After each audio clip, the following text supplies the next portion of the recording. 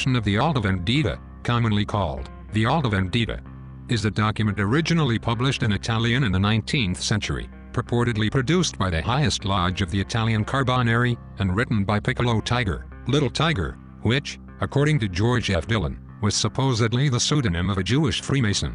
Printed in English in 1885 and discovered in Italian earlier and ordered published in 1859 by Pope Pius IX. Note that they want to complete it within a century. Permanent instruction of the Alta Vendita. Ever since we have established ourselves as a body of action, and that order has commenced to reign in the bosom of the most distant lodge, as in that one nearest the center of action, there's one thought which has profoundly occupied the men who aspire to universal regeneration. That is the thought of the enfranchisement of Italy, from which must one day come the enfranchisement of the entire world, the fraternal republic, and the harmony of humanity. That thought has not yet been seized upon by our brethren beyond the Alps. They believe that revolutionary Italy can only conspire in the shade, deal some strokes of the pointer to Spurian traitors, and tranquilly undergo the yoke of events which take place beyond the Alps for Italy, but without Italy. This error has been fatal to us on many occasions. It is not necessary to combat it with phrases which would be only to propagate it. It is necessary to kill it by facts. Thus, amidst the cares which have the privilege of agitating the minds of the most vigorous of our lodges, there is one which we ought never forget. The papacy has at all times exercised a decisive action upon the affairs of Italy. By the hands, by the voices, by the pens, by the hearts of its innumerable bishops, priests, monks, nuns, and people in all latitudes, the papacy finds devotedness without end ready for martyrdom, and that to enthusiasm.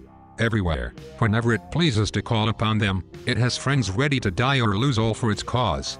This is an immense leverage, which the popes alone have been able to appreciate to its full power, and as yet they have used it only to a certain extent.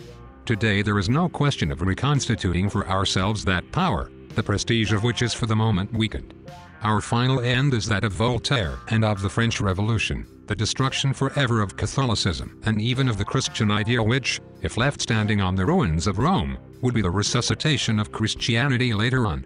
But to attain more certainly that result, and not prepare ourselves with gaiety of heart for reverses which adjourn indefinitely, or compromise for ages, the success of a good cause, we must not pay attention to those braggarts of Frenchmen, those cloudy Germans, those melancholy Englishmen, all of whom imagine they can kill Catholicism, now with an impure song, then with an illogical deduction, at another time, with a sarcasm smuggled in like the cottons of Great Britain. Catholicism has a life much more tenacious than that. It has seen the most implacable, the most terrible adversaries, and it has often had the malignant pleasure of throwing holy water on the tombs of the most enraged. Let us permit, then, our brethren of these countries to give themselves up to the sterile intemperance of their anti-Catholic zeal. Let them even mock at our Madonnas and our apparent devotion. With this passport we can conspire at our ease, and arrive little by little at the end we have in view. Now the papacy has been for 17 centuries inherent to the history of Italy. Italy cannot breathe or move without the permission of the Supreme Pastor. With him she has the 100 arms of Pyrrhus, without him she is condemned to a pitiable impotence. She has nothing but divisions to foment, hatreds to break out, and hostilities to manifest themselves from the highest chain of the Alps to the lowest of the Apennines. We cannot desire such a state of things. It is necessary, then, to seek a remedy for that situation. The remedy is found.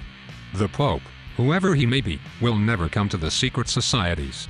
It is for the secret societies to come first to the Church, and the resolve to conquer the two. The work which we have undertaken is not the work of a day, nor of a month, nor of a year. It may last many years, a century perhaps, but in our ranks the soldier dies and the fight continues. We do not mean to win the popes to our cause, to make them neophytes of our principles, and propagators of our ideas. That would be a ridiculous dream, no matter in what manner events may turn.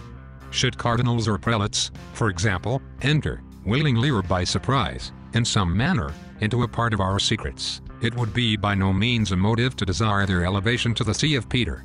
That elevation would destroy us. Ambition alone would bring them to apostasy from us. The needs of power would force them to emulate us. That which we ought to demand, that which we should seek and expect, as the Jews expected the Messiah, is a pope according to our wants. Alexander VI, with all his private crimes, would not suit us, for he never erred in religious matters. Clement XIV, on the contrary, would suit us from head to foot. Borgia was a libertine, a true sensualist of the 18th century straight into the 15th. He has been anathematized, notwithstanding his vices, by all the voices of philosophy and incredulity, and he owes that anathema to the vigor with which he defended the Church. Gangonelli gave himself over, bound hand and foot, to the ministers of the Bourbons, who made him afraid, and to the incredules, who celebrated his tolerance, and Gangonelli has become a very great pope. He is almost in the same condition that it is necessary for us to find another, if that be yet possible. With that we should march more surely to the attack upon the Church than with the pamphlets of our brethren in France, or even with the gold of England. Do you wish to know the reason? It is because by that we should have no more need of the vinegar of Hannibal, no more need the powder of cannon, no more need even of our arms. We have the little finger of the successor of St. Peter engaged in the plot, and that little finger is of more value for our crusade than all the Innocents, the Urbans, and the St. Bernards of Christianity. We do not doubt that we shall arrive at that supreme term of all our efforts. But when but how the unknown does not yet manifest itself. Nevertheless, as nothing should separate us from the plan traced out. As, on the contrary, all things should tend to it, as if success were to crown the work scarcely sketched out tomorrow, we wish in this instruction, which must rest the secret for the simple initiated, to give to those of the Supreme Lodge, counsels with which they should enlighten the universality of the brethren, under the form of an instruction or memorandum.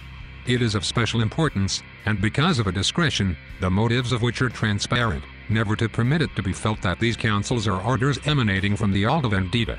The clergy is put too much in peril by it, that one can at the present hour permit oneself to play with it, as with one of these small affairs, or of these little princes upon which one need but blow to cause them to disappear. Little can be done with those old cardinals or with those prelates, whose character is very decided. It is necessary to leave them as we find them, incorrigible, in the school of Consalvi, and draw from our magazines of popularity or unpopularity the arms which will render useful or ridiculous the power in their hands. A word which one can ably invent and which one has the art to spread amongst certain honorable chosen families by whose means it descends into the cafes, and from the cafes into the streets. A word can sometimes kill a man. If a prelate comes to Rome to exercise some public function from the depths of the provinces, know presently his character, his antecedents, his qualities, his defects above all things. If he is an advance, a declared enemy, and Albani, a Pallotta, a Bernetti, a Della Genga, a Riverola, envelope him in all the snares which you can place beneath his feet. Create for him one of those reputations which will frighten little children and old women. Paint him cruel and sanguinary. Recount, regarding him, some traits of cruelty which can be easily engraved in the minds of the people. When foreign journals shall gather for us these recitals, which they will embellish in their turn, inevitably because of their respect for truth show, or rather cause to be shown, by some respectable fool those papers where the names and the excesses of the personages implicated are related. As France and England, so Italy will never be wanting in facile pens which know how to employ themselves in these lies so useful to the good cause. With a newspaper, the language of which they do not understand, but in which they will see the name of their delegate or judge, the people have no need of other proofs. They are in the infancy of liberalism. They believe in liberals, as, later on, they will believe in us, not knowing very well why.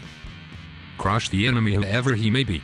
Crush the powerful by means of lies and calumnies, but especially crush him in the egg.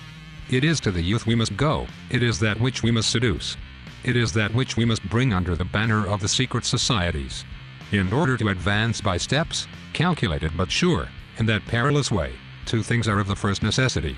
You ought have the air of being simple as doves, but you must be prudent as the serpent. Your fathers, your children, your wives themselves, ought always be ignorant of the secret which you carry in your bosoms. If it pleases you, in order the better to deceive the inquisitorial eye, to go often to confession, you are, as by right authorized, to preserve the most absolute